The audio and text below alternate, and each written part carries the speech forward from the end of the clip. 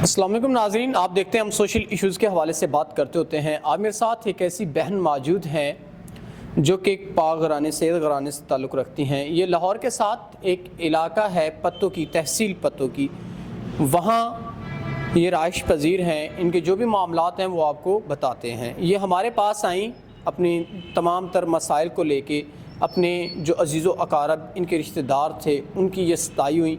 उन्होंने इनको इतना ज़लील व रुसवा किया इनकी वालिद की वफ़ात के बाद जिसकी कोई इंतहा नहीं।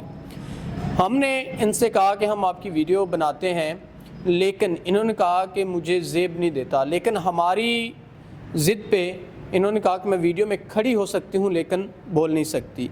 तो इस हवाले से जो भी इंफॉर्मेशन है जो इन्होंने हमें दी हम वो आप तक पहुँचाएँगे।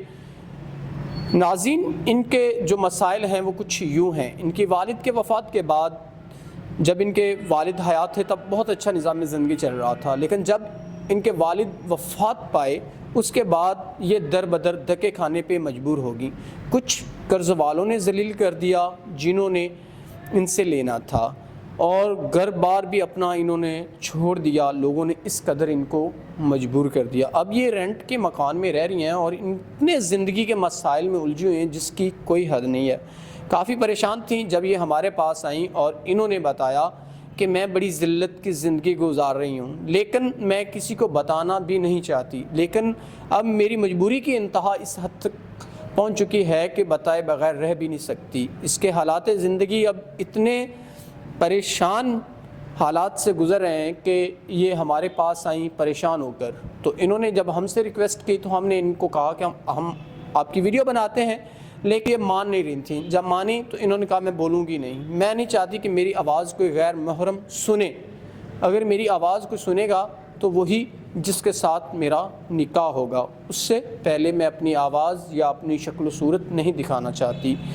तो इन्होंने हमसे पहले ये भी कहा कि आप अपने फेस को ब्लर करेंगे तो तब हम रिकॉर्डिंग करवाएंगी।